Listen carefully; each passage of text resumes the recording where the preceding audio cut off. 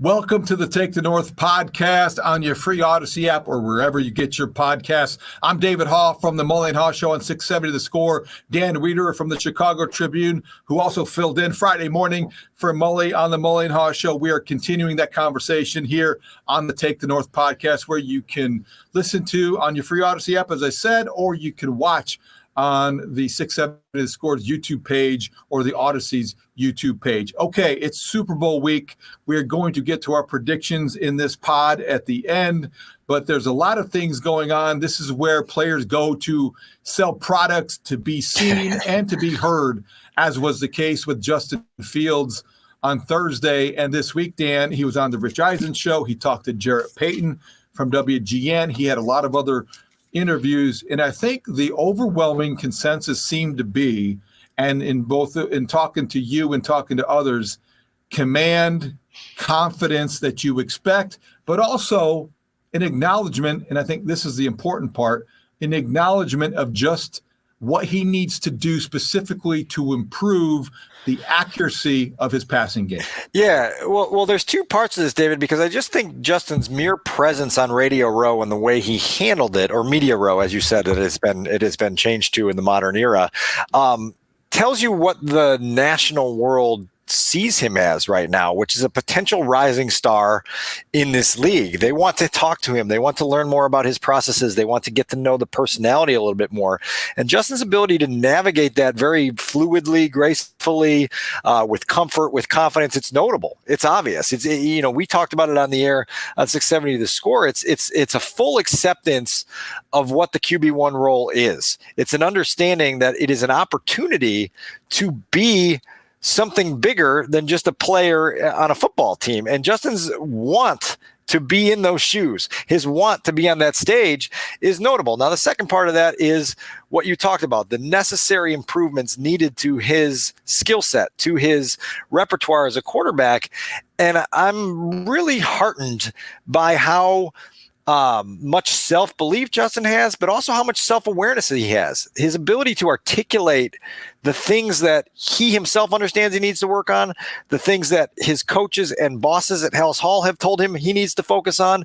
And the growth as a passer is something he's not shying away from. He's acknowledging that there's a lot that goes into making sure that the Bears never again finish with the 32nd ranked passing offense under his watch. And part of that is taking this next step. The words that he uses consistently are finding calm amid chaos. And that's part of becoming an accomplished pocket passer in this league. And Justin seems to at least know what's ahead of him on that front.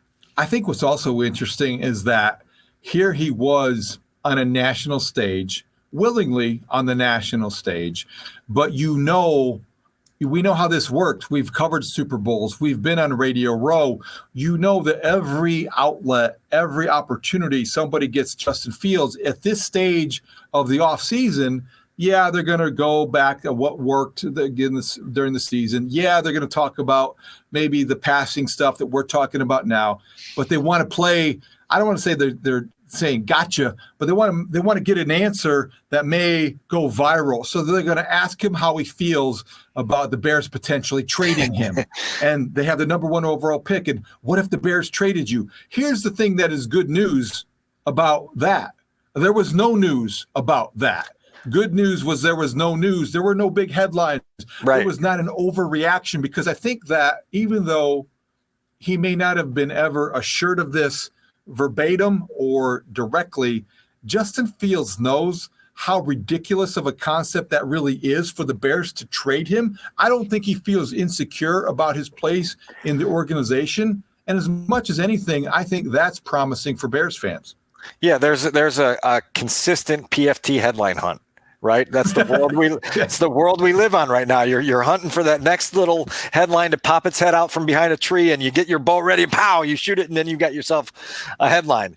Justin, to your point, the secure feeling that he exudes, not only that he fields, that he exudes about who he is and where he's going as a Bears quarterback, is encouraging. The Bears, I think, have opened up channels of communication inside that building that are invaluable in a situation like this to explain. Like Ryan Poles can say to his quarterback, loved a lot of what you did this year. There are some things I need to see you grow in. We really believe that you're going to be our guy in 2023 and beyond. At the same time, with the number one pick, we have to at least go out and listen to conversations. We have to at least go out and use our eyes to do due diligence on these other quarterback processes. Don't take it personally. It's part of the job we're in. You focus on the job you're in. And Justin is mature, and he has been since the day he got in the league, at controlling the controllables, about focusing on himself, about not letting noise bother him.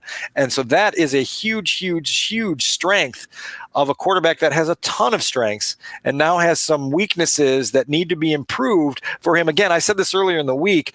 This is about now in 2023. This is about whether Justin Fields can be your quarterback for 5 more years, or whether Justin can become the engine of a championship machine, right? That for the next decade puts itself in contention to be playing on the final weekend of the season, which is what this whole thing is all about. And part of that maturity that you referenced was obvious to anybody listening to his interview with Rich Eisen on the Rich Eisen show. And this is a part of what Justin Fields had to say. You ready for people to start questioning whether you're the quarterback of the Chicago Bears next year? I am. I think they've already been, saying that. So, how I look at it is just, controlling the controllables. No matter, what happens, with me, I can control what I can control, and that's how I approach the game. That's how I, train for the game, and, how I carry myself, within the game. So it's just, those 3 aspects to where, I kind of just have to, look myself in the mirror and kind of say, what can I control? And, if it is what it is, and, just move on and, be the best quarterback I can be. And, now's the time where I've been, trying to grow, personally, spiritually as a quarterback. So, I've grown a lot these past, few weeks in the offseason. Well, I want to front load the rest of this conversation with you knowing, and I'm there is an I in my first and last name, and I am an on-air individual, so I have an ego, but I don't suspect you will know what I've said about this subject matter beforehand. I think the Bears would be absolutely insane to trade you and choose somebody who's not done it yet, even though it's somebody who I'm sure you know well in Stroud. I don't, they'd be nuts to do that. But there's the whole due diligence thing that the Bears are going to have to do with the first overall pick, or say that just in case somebody thinks that they might go in the direction of a rookie quarterback, so they could get the most out of trading that pick and keep you. Have they spoken to you about their draft strategy at all yet? No, not really. After the season, we had our exit meetings and, talked a little bit about that. Talked about, what, they could have done what we could have done in the building to improve, just the facility and stuff like that, and, what I need to work on in the offseason. So it was a good exit meeting, and, just looking forward to, of course, getting together with my guys this offseason, getting better with them, and, looking forward to training camp. That's pretty good, Dan. It's everything you just described. And when you compare it to, okay, let's look at Super Bowl week in Arizona.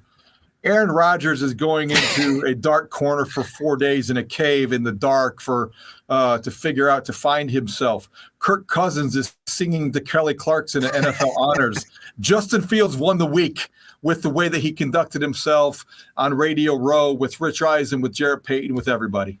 There's no question. And like there's multiple parts to this, and one of the parts is that had Justin Fields been a little better, had the Chicago Bears been a little bit better, had they won 6 games and not been picking at the top of the draft board, none of this discussion would be being had. But it's because you have the number 1 pick, and you very rarely are in a position to have the full control of the draft board, that you have to at least open your eyes to possibility. And that's what Ryan Poles and his staff have to do within Halas Hall. But we've talked about previously on this podcast that the desire to see this through should be as heavy as it's ever been, because Justin showed you so much in 2022 that he's got the leadership ability, that he's got the drive, that he's got the playmaking flash, that he's got the ability to flip a game with one off-script play. That tells you, all right, let's try to see what the full potential of this is. And as we've talked about, if you get to the end of 2023 and Justin is healthy, you've got 40 career starts now under his belt that give you a much clearer picture of who he is as a quarterback than you have now after 25. And so it's up to the Bears now to see what that is and then adjust next year, in my opinion.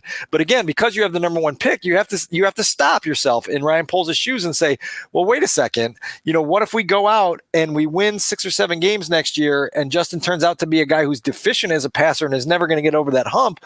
Well, now we're not optimally positioned to make a run at our next guy. And so that's why you have to consider things now in this moment, but ultimately I think we all know where this is headed. In the corner of his laptop or in the corner of his computer screen on his desk, whatever the case may be, Ryan Poles should put a post-it that says, see it through.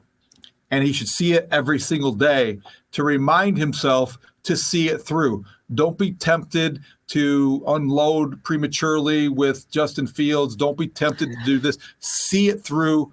Go where this takes you, because you saw last year enough to believe that you've got enough other problems. Don't create one for yourself by changing quarterbacks at this stage. And I don't think he's going to do that. The evaluation of Justin Fields is a fun thing to observe from people who have done this for a long time, whether it's Rich Eisen talking about what he said, or Michael Lombardi, who the former executive who now works for VEASAN and was a friend of the Mully and Haugh show, a regular last year. So I got a chance to talk to him this week, Dan, and I asked him, obviously, what was his overall impression of Justin Fields?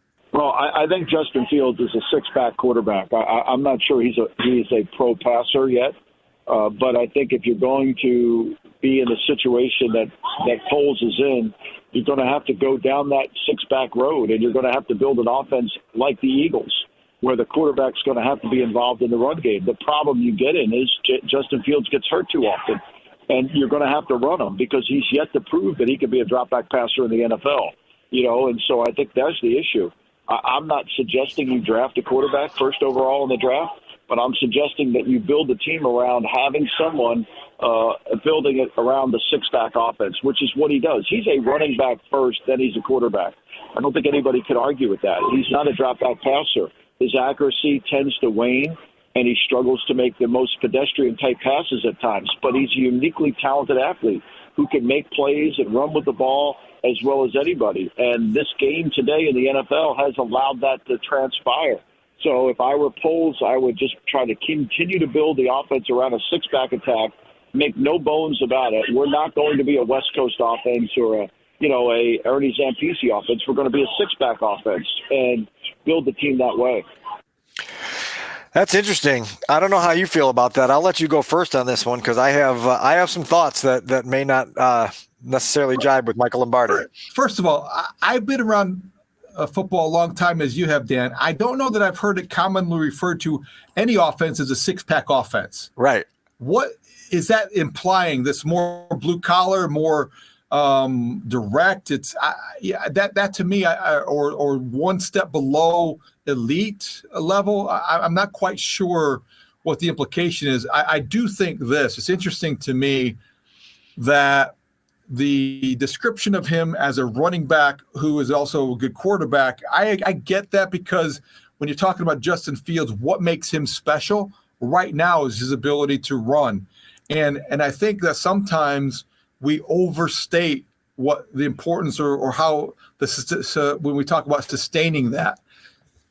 Dave Wannstedt will come on our podcast. He's come on our radio show talking about, well, you know what? Think in 4 years. Forget about 8 to 10. That is so unrealistic. Think about a 4-year window. All you care about in that 4-year window, get to the Super Bowl. Get as far as you can. That's the sustainability of Justin Fields. And in that context, I don't think it's as big of an issue as some people are making it out to be. The second point to this, before we get to your impression, Jalen Hurts, maybe the same questions are being asked about this in Philadelphia. He carried the ball 6 more times this year than Justin Fields did. Justin Fields just had more yards because he had more big plays. So if you're asking the question about Justin Fields, fine. Just be consistent and have the same kind of questions you ask about Jalen Hurts, who has his team on the verge of a Super Bowl title. Well, the difference here, David, is that there is a balance issue with the Bears that doesn't exist in Philadelphia. The Bears had the number 1 ranked rushing offense in the NFL and the 32nd ranked passing offense. And so that imbalance, as I should say, is part of the problem here that the Bears need to address and that they understand internally is not sustainable. Luke Getsy told me that himself in early January, that is not something that they can afford to have happen going forward. Justin Fields has told you repeatedly he doesn't want to be seen as a runner first. That's not how he views himself. He wants to become an accomplished NFL passer. My belief is that Justin has the ability to become an accomplished NFL passer. I believe he has the arm talent to become an accomplished NFL passer. I believe he has the aptitude to become an accomplished NFL passer. It's all about, sort of polishing things up, speeding up the process, understanding what you're seeing quicker. In Justin's words, as we talked about earlier, calm amid the chaos, knowing how to make quick, sound decisions on a series-by-series basis that creates success. That's something Jalen Hurts has done very successfully for an Eagles team that is much more fortified around him than anything that the Bears have put around Justin Fields in his first 2 seasons. But I think that there's a conflict in how Michael Lombardi views Justin Fields and how Justin Fields views himself, and more importantly, how the Chicago Bears view Justin Fields. And that's why 2023 to me is going to be so fascinating, because they're going to put him in a position to say, all right, let's see who you are as a passer. Let's see the growth you make as a passer. Let's see what the results are, because there are results in here right now that are a bit troubling. And I'm working on a bigger Fields piece that'll probably launch in early March. And one of the things that you look at in this is something that Michael Lombardi brought up in there. I had a source say to me, look at some of these numbers, and listed a handful of numbers that are worthy of concern. Well, one of those, David, is the fact that he has missed 7 games due to injury or illness, and he's won 5, right? You can't have games missed due to injury be more than victories. And so Justin's got to figure out a way to shift those numbers. And the best way to do that is to make sure that you are taking some wear and tear off your body by not running as much, not taking as many hits, and becoming more of a reliable weapon as a passer. And part of that process involves getting better players around you, and that's on Ryan Poles. And so when you see what the Eagles have done, or the infrastructure with which, or into which Jalen Hurts, arrived and went into, you need to try to do as much as possible similar to that in Chicago, which is why, and I think a lot of these things are assumptions that we can't make yet, because the Bears need receivers. They need an offensive line. They need more weaponry. But still, in that context, I asked Michael Lombardi how realistic it was to expect or to think that Jalen Hurts, that progression that he made in Philadelphia, is the same kind of progression and improvement Justin Fields can make in Chicago. Yeah, I think it is realistic. He's got to improve his accuracy just like Hurts had to improve. I mean, Hurts is still not a great drop-back passer. I mean, let's make no bones about it. Hurts is not doesn't show great anticipatory ability to make throws in a drop-back pass game, but yet he's a unique athlete who works hard. He has great leadership skills. He's the first one in the building. He's the last one to leave. And they've built a team around him. They've built a team around a run game that highlights him in the run game. And they've given him receivers that can make plays after the catch and block. And that's important. All their receivers on Philadelphia will block to allow their run game to have success. So I think that's the model that Philadelphia has given the Bears. That's the one they have to follow through with. But remember, when Hurts went to Philly, that offensive line was pretty good. They had Lane Johnson. They had the left tackle. They had the left guard. They had players already in place in the offensive front. So they started at a further point than where the Bears are. So, David, I asked Herb Howard last week, and I want you to answer this question in a second. If you had to shore up one position group before September began, and you could only fix one completely, but you went to week 1 and the starting gate of the 2023 season with one position group on the Bears roster completely settled and completely stable, what would it be? And then I'll give you a follow-up after you give me sort of your thoughts on that. Either side of the ball? Yeah, any position group on the roster. Defensive line. Okay. Your defensive line, number 1 priority for the Bears. I believe that was Herb's answer as well. I don't dispute that answer. I went with offensive line because I think that you need to create a level of enhanced comfort for Justin Fields to figure out who he is in 2023. But the reason I bring that up is because you can go through here. One of the things that Michael Lombardi said there is that the Eagles built a team around Jalen. That's Ryan Poles' job now for Justin. Build a team around him. Right. And you go through it and you say, defensive line, it's bad right now.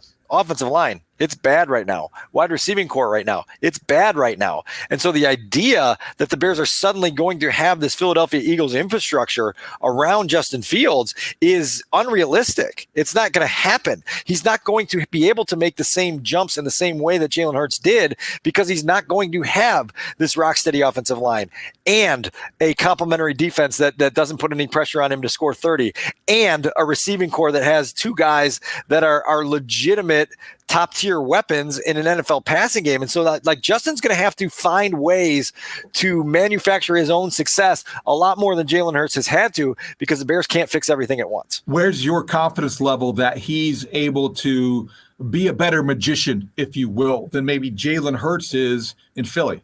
Well, he is a better magician, and we saw that as a runner. Well, now you think so? Right now, you think he's a better overall improviser, magician, whatever you want to say than Jalen Hurts? Yes, I do. And so now the next step is again, and Justin owns this, and I love that he owns this. He understands that he has to do simple better. It's not about doing the more difficult better because he's shown that he's really good in that department. It's about doing simple better. It's when you have a shotgun snap, catch and throw that you don't fire that 2 feet outside your intended target and forfeit 7 yards on a play. The reason Justin has only had 6 games in his career where he's surpassed 200 passing yards is because he's not consistent or proficient in getting the 8-yard gain or the 3-yard check down that turns into 25 or the play that is the smarter play when you're holding on waiting for a bigger play. And you've heard it from inside the building, David, that they think that he's terrific at making throws outside the numbers. They want to see a lot more success inside the numbers, the short and intermediate game, and figure out where they can go from there. So in that context, let's pivot a little bit here because the focus then shifts on the players around Justin Fields, bringing out the best in him. That's Ryan Poles' responsibility to make that happen. So because Mike Lombardi has the experience that he has, I asked him what would be his best advice to Ryan Poles this offseason. That the game of football is always going to be about offensive and defensive linemen. And when you have an opportunity to build offensive and defensive line, do it. Don't fall in love with receivers. Don't fall in love with skill. Fall in love with offensive and defensive linemen. And understand that going back to the George Halas days in the office that he sits in, the game comes down to simply who has the best offensive and defensive lines. I agree with that wholeheartedly. I always have said this consistently. You build from the ball on out, and then if you're fortunate enough to find a special athlete or special player at quarterback, you benefit from that infrastructure being in place already. That's what we're talking about here. It's why the San Francisco 49ers were playing on Conference Championship Sunday despite having to go from Trey Lance to Jimmy Garoppolo to Brock Purdy because they were so sturdy and so steady. Example. Inside there that they were able to overcome a lot of things. And that's why we asked the question just a minute ago on which one of those do you address first. There's not a wrong answer. And that's what I told Herb last week is there's not a wrong answer. It's just pick your flavor, and so now it's up to Ryan Poles to do these things. And it's why covering this football team and this quarterback and everything that goes along with this organization in 2023 is going to be fascinating because we're going to learn a lot about a lot of people in a short amount of time. And, so much conversation on Radio Row and with you have access to so many executives and people who have done it before on the number 1 overall pick. And what the Bears have, not only with all the cap room they have, but the responsibility, the onus, the opportunity to draft first overall. I saw Thomas Dimitroff tell NBC Sports Chicago and Josh Schrock, well, you know what he would recommend is maybe trading that to the Carolina Panthers who need a number 1 or need a quarterback and see if they can give you Banks in return as a pass rusher to get an established premium player at a premium position. But you hear other guys say, well, you want to multiply that into draft picks because you look at the Eagles. And as we said on the Mully and Haugh show on Friday morning, 10 of their 11 offensive starters were drafted and developed. That's how you get good. That's how you stay good. So in that context, Dan, because of the changing value of the number 1 overall pick from year to year, from season to season, depending on supply and demand, how much is that worth this year, 2023, number one overall draft pick? What is that worth to Michael Lombardi in his mind? And here's what he had to say. I think that's a great question. I'm not sure that there's a quarterback that everybody covets. I know there's a quarterback that the mock draft people covet, and they think Bryce Young is going to be the first overall pick, and he's got tremendous value. But Bryce Young's 185 pounds, and he's under 6 feet tall. I don't know if that's going to be the sensation that's created. I think that's a little bit harder. I think teams could easily say, look, I'll just take C.J. Stroud as opposed to Bryce Young and not give up any assets. I think that's going to be the tough one to navigate for Ryan Poles, is because is there a guy that's in high demand, and how far lower do I go and still get a blue chip player at a blue chip position? That's the question you got to answer yourself. Where do I go to where I just get average players and I don't get the great star that I need to help my team? And I just don't think there's going to be, to me, based on the quarterbacks that I've watched in this year's draft, I don't think there's going to be this sense of, oh, my God, I got to trade up to get that guy. Because I think if you talk to people around the league, everybody's quarterback board's way different. And the media has Bryce Young as the number one guy, but I'm not sure pro teams do. Look, that's going to be how this plays out. There's two parts to this, right? If the Houston Texans believe that they can live with either Bryce Young or C.J. Stroud or Will Levis, they now no longer have any motivation to trade anywhere, and they stay at number 2. And Lovey says, "See, I told you so." There was not anything majorly detrimental to that loss in Week 18. But I think the flip side of this that you and I have talked about is somebody's going to get desperate. Somebody's going to feel their clock ticking. Chris Ballard may say, man, if I don't pull off something this offseason, I'm doomed. And somebody is going to come to you with a phone call that says, I need that pick. I need to have the guy that I want, and you're going to be able to turn it into something. Now, what we have talked about is that if you're Ryan Poles, you have to make sure that you look at your draft board, which is established, and it's going to be flexible over the next couple months, and you establish a floor on where your top tier cloud ends, of players. And you have to make sure that the headliner of your 2023 draft class is a guy where you reach for the Sharpie on your desk and you write that guy onto your 2029 roster, because he's that good and he's that much of a difference maker. And so that's what you can't get lost in, this accumulation of believing that picks are what win championships. Blue chip players win championships. And so you better come out of this draft with a guy that's part of your 2029 team. Which is what I found is fascinating about what he said. The last part of what he said is interesting to me and stood out. And it doesn't relate so much to the Bears as much as what the value of that pick might be and who might be chosen with that first pick in the draft.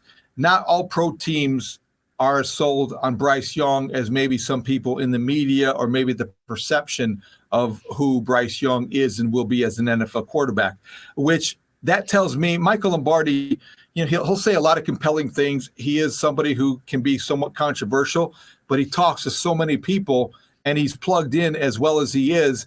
That's not just something he's inventing out of midair. Somebody somewhere already has begun this idea that maybe Bryce Young isn't all that. And I just wonder how much traction that kind of opinion or evaluation may have as we move forward, or really begin in earnest this pre-draft process, because the assumption all along, let's face it, down in Houston, they're talking about pairing the Bama connection with, you have D'Amico Ryans, a Bama linebacker, going to pick the Bama quarterback, and Nick Saban's going to be happy and everything's going to go great. But I think that there's this assumption that Bryce Young is the guy. And what Michael Lombardi said at the end there was, maybe not so fast, my friend. Well, maybe it's Frank Reich down at number 7 who's saying, I love Bryce Young, but we're going to tell the rest of the world that you shouldn't love Bryce Young. He's too slight. He's too frail. Yeah. We want him to fall out of the top 5, or at least out of the top 3, and then maybe we can get up to number 5 and snag him. Who knows what it is? It's going to be really interesting and fascinating to watch rumor dictate this process as it always does and make things a little fluid through the months of February, March, and April. But ultimately, from the Bears' perspective, you just have to make sure that you understand the goal. And the goal is the goal. And the number one goal is to build a team around Justin and to make sure that you do so in a way that gives him the best possible supporting cast going into a year of development that is absolutely pivotal and is going to tell us a lot about the direction of not only the quarterback, but by extension, the franchise. We love the conversation. We invite the speculation. That is why we're here at Take the North podcast.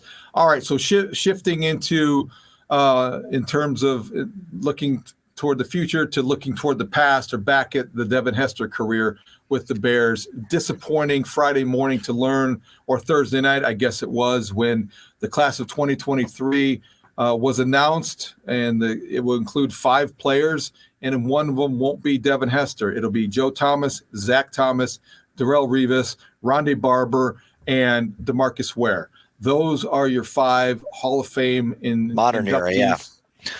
And the Devin Hester news was tough because I thought this might be the year, Dan. I don't know how confident you were, but you seemed more prepared for this bad news than I was. Well, just that's just because of familiarity with the process and understanding how difficult it is to get through the latter stages of this. I think that's part of it, David, is just understanding that every year, and I've echoed this in a number of different forums this week, there is a cap on how many modern era finalists can be inducted into the Pro Football Hall of Fame in Canton, Ohio, and it's 5. And so when you walk into a year like this, where there was sort of a consensus building that Joe Thomas was a no doubt first ballot Hall of Famer and that Darrelle Revis probably was going to be, you say, oh gosh, well now we're left with only 3 chairs left for 13 players, and 13 really good players. And that's the crazy thing here is, like, you sit here in Chicago and you say, man, Devin Hester got snubbed, and then you go down the list and you're like, well, in Indianapolis they're talking about how Dwight Freeney got snubbed, and in Minnesota and Kansas City they're talking about how Jared Allen got snubbed, and in St. Louis and they're talking about Torrey Holt, and in Houston they're talking about Andre Johnson, and in Indy they're also talking about Reggie Wayne. And so you understand that this is a very elite class of players that we're considering. I understand the pushback when you see guys that kind of make you shrug. Like, I watched Rondé Barber a lot. He played in the division with the Bears for a long time. I watched Zach Thomas play. I thought those guys were really, really good football players. And one thing that annoys me about all Hall of Fames is when they go from the Hall of Fame, which in my mind is supposed to be no doubt, without any question, excellence and elite players, to, yeah, those guys are pretty good, let's let them in. And so that's where some of the anger builds up. But again, when you have this cap, right, on how many players can get in, and only 5 players every single year even get to the yes or no vote stage, it's easy to throw grenades at the Hall of Fame committee and be like, these guys don't know what they're doing. We don't know right now in this moment whether, if we stopped everyone on that 49-member committee and said yes or no, there's a possibility that 90% of them would say yes to Devin Hester, but he hasn't reached that stage yet because of kind of this, it's, what do they call that part of the expressway over where 88 meets 290? It's the Hillside Strangler, I think, right? And you get that bottleneck there, and Devin's caught in the bottleneck right now. That is what is maddening to me, and I think to fans, because what you just described is a process that says the reality, if he were a finalist, there's no doubt he would get in, but he can't get into the finalist circle, so he's not going to get in until that happens, which I kind of understand. But I have said this, I am a Hall of Fame voter in baseball, and I vote for as many people as I think deserve it. I'm more likely to give somebody the benefit of the doubt. It's a museum to celebrate the best of the sport. And so I don't know that you're watering things down if you let in somebody like a Scott Rowland this year in baseball. I don't think that dilutes anything. or even Mark Burley, who I voted for as well. I think in the context of football, Devin Hester, he might have to wait, but why? Why should he have to wait? Because of what you did. If he's going to be a Hall of Famer, if he's in the finalists of the final 5 or final 10, it makes sense to me that he should be in now, but I can go on a rant. But before we transition on that, just to clarify for the audience, like, that's a problem with the process, and it's not a problem with the committee itself, right? And that's where I think we need to draw a distinction, because I do think, like I said, I said 10 years ago, I sat on the committee, but it was actually 11. I looked back and time is flying and I can't even keep track of it anymore. But like that gave me a newfound appreciation for how difficult it is to start with 120, nominees, narrow it down to a couple dozen semifinalists, get down to 15 finalists, then get it to a 10, then get it to a 5. And sometimes you don't even get to cast a yes vote for somebody that you believe is in your top 3. Well, there are 49 selectors, and Dan Pompei is a very good friend of both of ours.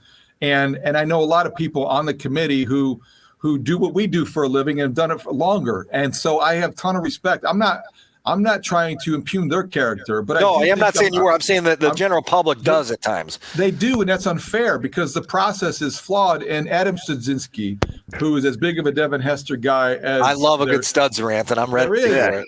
Yeah, I can imagine if we're disappointed, we're trying to reason through it. I can't imagine how Studs and Devin Hester fans must have felt getting this news on Thursday night.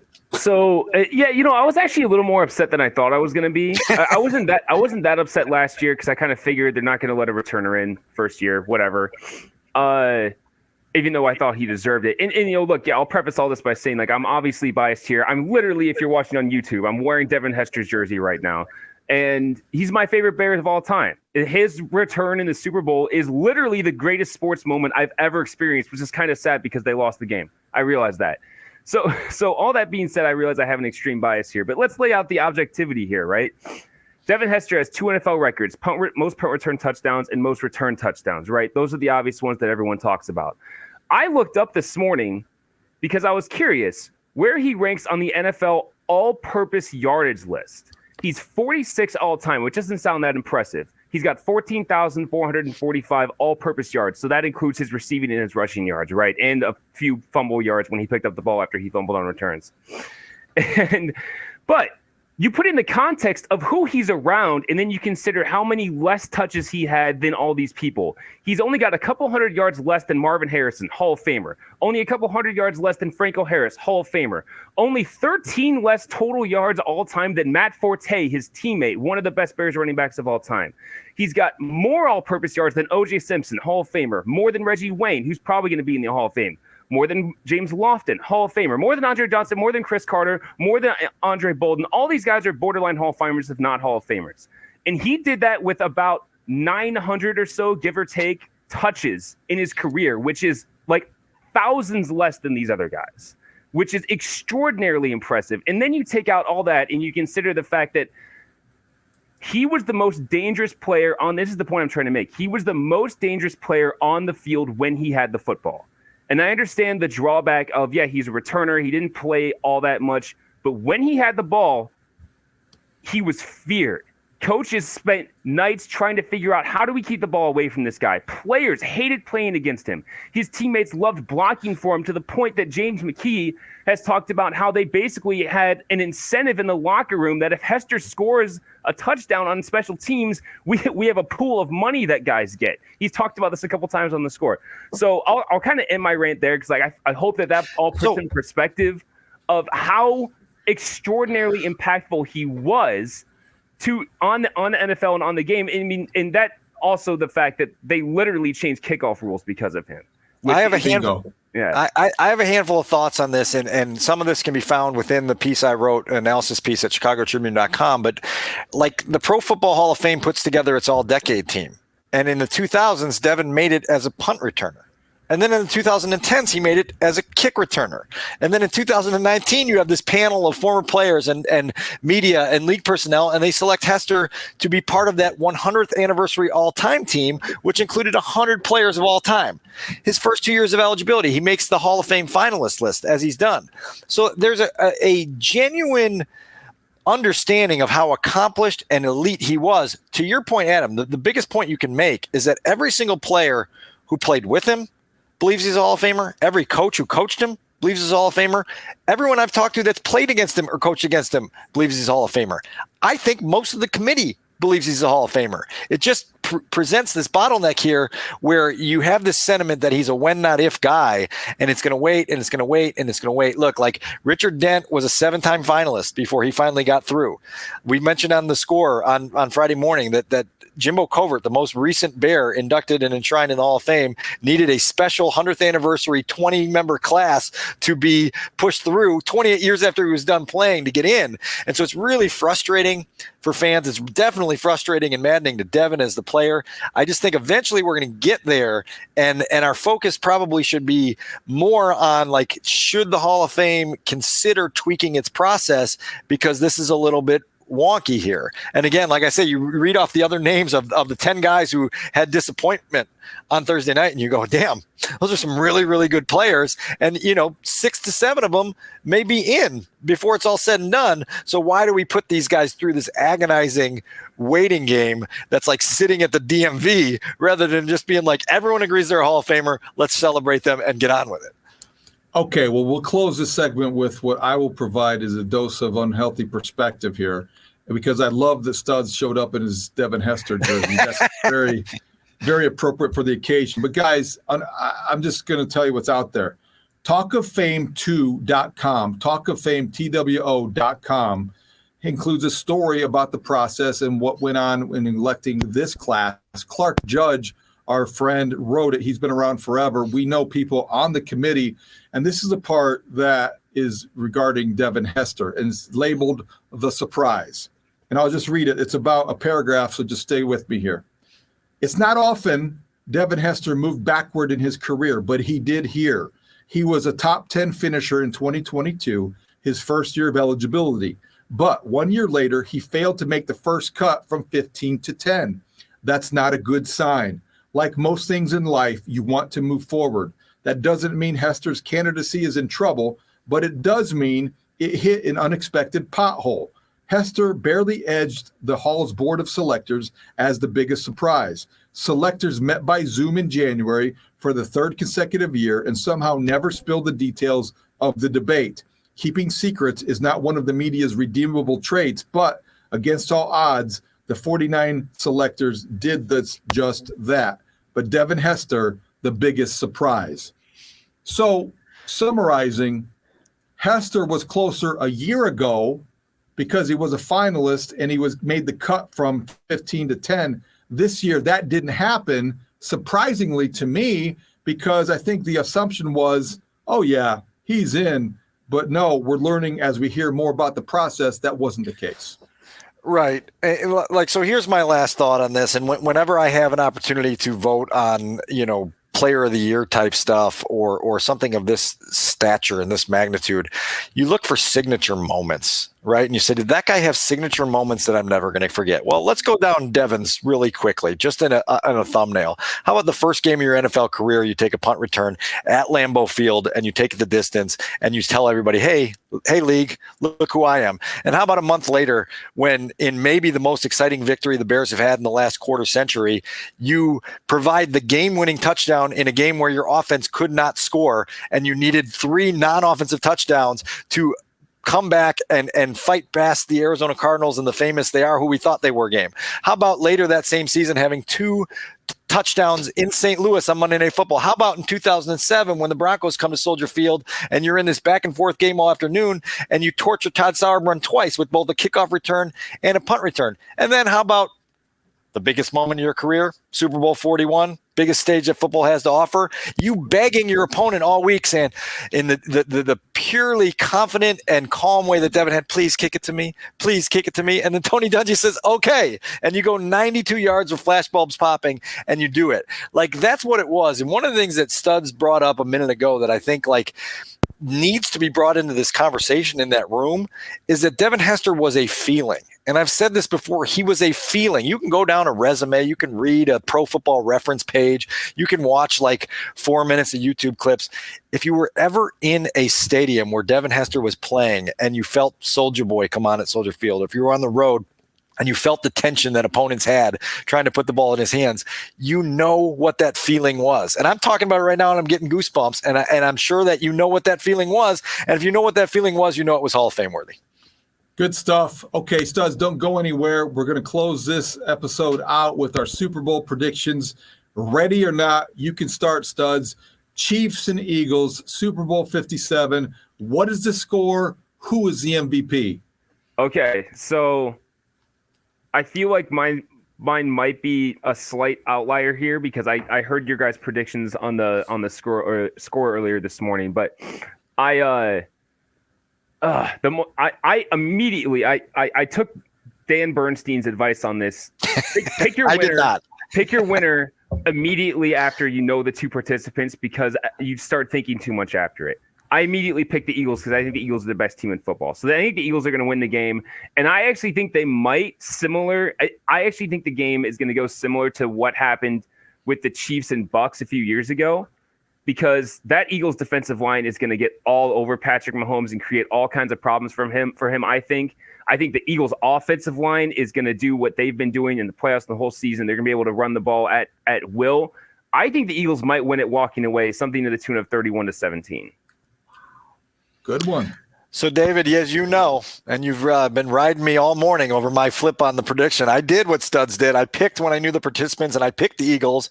I said they're the more complete team. They're going to win this football game. And then I got here to the final days before the game, and I did the opposite of what Dan Bernstein recommended, and I flipped my pick.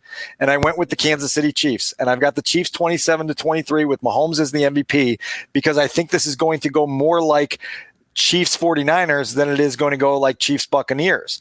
And I've brought up to you that you go back and you look at that first Super Bowl that Patrick Mahomes won, and the San Francisco 49ers, a very complete team, played a near perfect game. They had control of the football game. They had a sound game plan. They were rolling. They had everything locked in, and they had a double-digit lead with 9 minutes to go.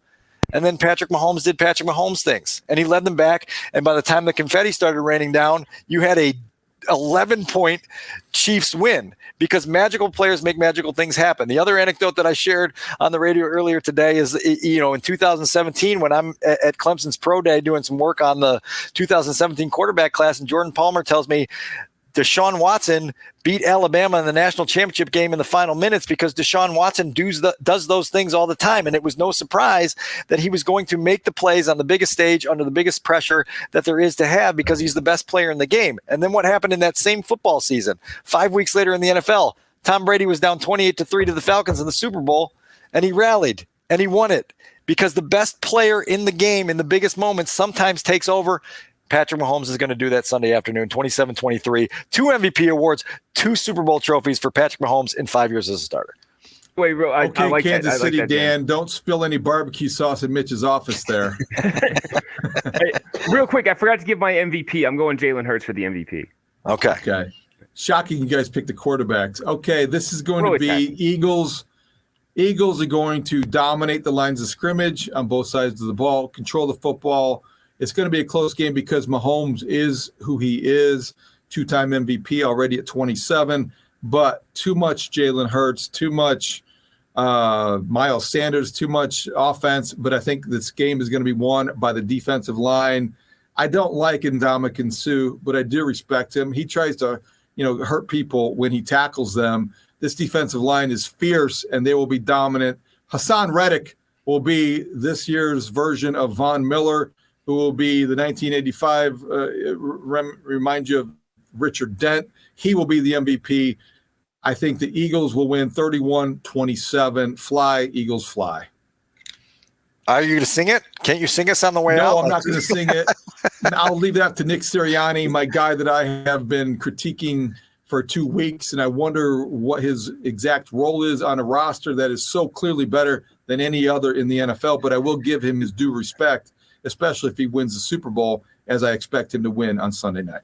So when we get back after the Super Bowl and we do our next episode, we'll have a lot to talk about, obviously. But can we make sure that we circle back and not let it fall into the wayside, the Aaron Rodgers darkness retreat? I think we really, really, really have to get to the bottom of that. Maybe I'll try, instead of 4 days, maybe I'll try like 40 minutes in the complete dark, and I'll report back with my experiences. That would be a great visual. I think that would be great for our YouTube audience to see this total darkness and this voice come out every now and then.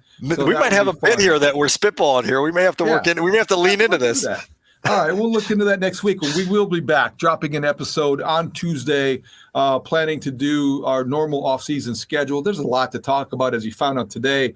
We got through this talking about Justin Fields, Michael Lombardi, among other things. It's been a lot of fun. And so you can get us on your free Odyssey app or wherever you get your podcast, or you can watch us on the 670 The Scores YouTube page For Dan Wiederer, for Adam Studzinski in the Devin Hester jersey, I am David Haugh. Thank you for listening to the Take the North podcast. We'll talk to you next week. Enjoy the commercials. Enjoy the Mahomes coronation. Great talk. See you out there.